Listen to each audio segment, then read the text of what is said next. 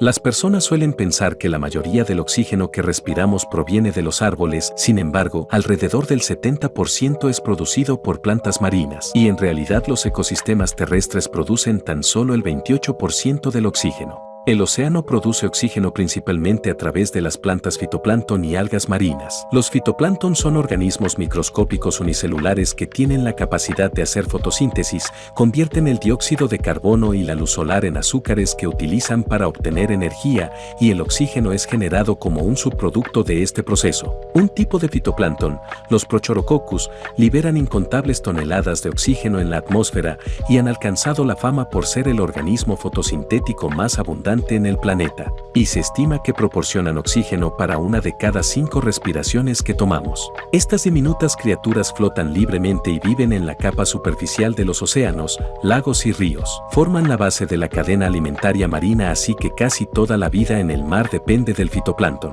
Y a pesar de ser tan diminutos, cada año crecen 200 millones de toneladas de fitoplancton en los océanos del mundo. Esto es 10 veces el peso de toda la población humana de nuestro planeta.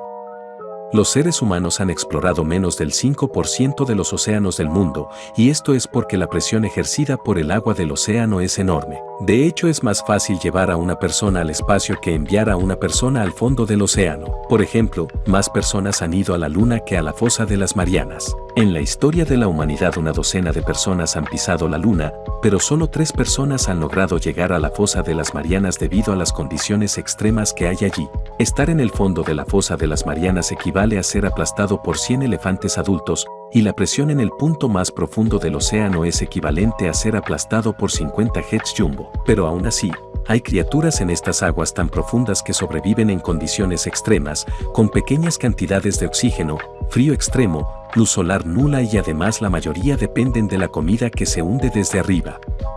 Aunque podría considerarse casi imposible medir realmente la cantidad de barcos hundidos que han habido en el fondo del océano, la Administración Nacional Oceánica y Atmosférica ha estimado que hay al menos 1 millón de barcos hundidos en los océanos del mundo, y otras estimaciones dicen que podrían haber hasta 3 millones.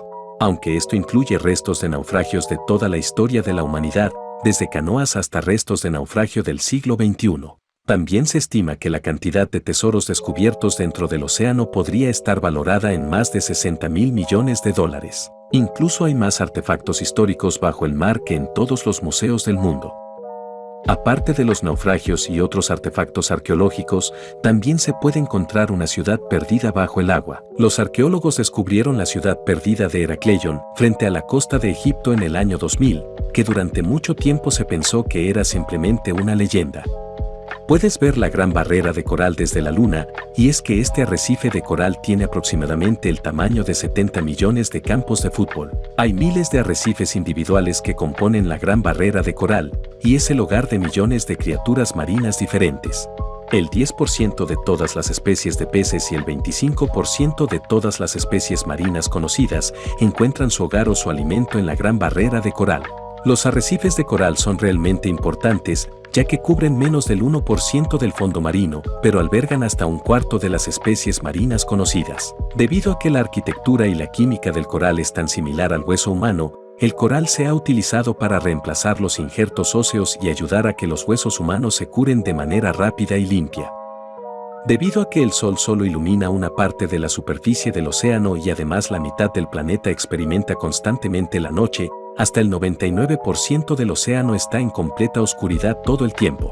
Entonces, si el sol solo puede iluminar un 25% de la profundidad total del agua, significa que el calor no puede entrar más allá de ese punto, por lo que el océano está muy frío en sus profundidades. Y además el agua fría, al ser muy densa, se hunde más rápidamente hasta el fondo del océano. Sin embargo, hay respiraderos hidrotermales en el fondo del océano. Estos son como fuentes termales o géiseres y pueden empujar agua muy caliente directamente a las partes más profundas del océano, lo que hace que algunas partes del fondo del océano sean significativamente más cálidas. La vida se originó en nuestros océanos hace unos 3.200 millones de años, pero solo llegó a la Tierra hace unos 440 millones de años, lo que significa que alrededor del 86% de la historia evolutiva sucedió bajo el agua. El 95% de la vida en nuestro planeta se encuentra en los océanos, pero debido a que se han explorado muy poco, Actualmente se estima que el 91% de las especies que existen bajo el mar aún no se han descubierto. Aún así, se han nombrado y clasificado alrededor de 1.5 millones de especies oceánicas, pero los biólogos marinos estiman que hay millones de especies más que quedan por descubrir. El Ártico produce entre 10.000 y 50.000 icebergs al año. Los icebergs normalmente tienen una vida útil de 4 años y comienzan a ingresar a las rutas de navegación después de unos 3 años. Un iceberg de la Antártida es tan grande que contiene más de 20.000 millones de galones de agua, lo que posiblemente podría suministrar agua potable a 1 millón de personas durante 5 años. Si todos los glaciares y las capas de hielo marino del Ártico se derritieran al mismo tiempo, el nivel del mar aumentaría aproximadamente la altura de un edificio de 26 pisos. La vida acuática puede sobrevivir a las temperaturas en los polos gracias a que los peces antárticos tienen anticongelante natural. Las proteínas anticongelantes del pez evitan que el frío congele su sangre y permiten que siga fluyendo. La exploración del océano comenzó hace al menos 5.000 años, cuando los egipcios construyeron los primeros barcos de vela del mundo. Los fabricaban para navegar por el Nilo y más tarde por el Mediterráneo.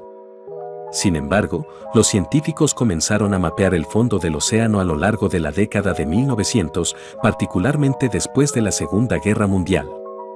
La ciencia estima que hace unos 20 millones de años, el océano Atlántico no existía. En ese entonces, había un valle que separaba los continentes que eventualmente se convirtió en la cuenca oceánica que conocemos hoy como el Atlántico. Todo este cambio se produjo gracias a varios factores, como la tectónica de placas y los volcanes submarinos. El mar Mediterráneo solía ser seco, era una cuenca seca hasta hace unos 5 millones de años, pero durante la inundación santiense, el agua del Atlántico se vertió a través del estrecho de Gibraltar y llenó la cuenca. Hay muchas teorías sobre cómo sucedió esto. Una de las más populares dice que la cuenca se llenó en solo 2 años, gracias a un enorme torrente de agua.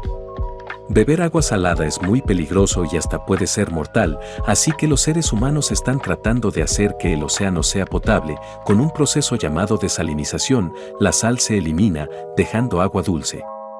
Pero este proceso no es muy común, porque la construcción de instalaciones y la energía requerida para procesar el agua de esta manera es mucho más costosa que usar agua de fuentes potables. La mayoría de las principales ciudades del mundo están cerca del mar. De las 10 ciudades más grandes del mundo, 8 de ellas son ciudades costeras. Según los informes, el 40% de la población mundial vive a 1 hora en automóvil del océano más cercano. Vivir cerca del océano proporciona beneficios económicos y ecológicos. El desarrollo de ciudades cercanas al océano permitió a la población tener un acceso más fácil a los alimentos y el transporte. Los tiburones de Groenlandia pueden vivir más de 400 años. Esto significa que actualmente hay tiburones de Groenlandia nadando alrededor del Ártico que nacieron en el siglo XVII. El 90% de toda la actividad volcánica ocurre en los océanos. El Océano Pacífico es la masa de agua más grande del mundo. Su área cubre al menos 1/3 de la superficie total de la Tierra y además alberga unas 25.000 islas.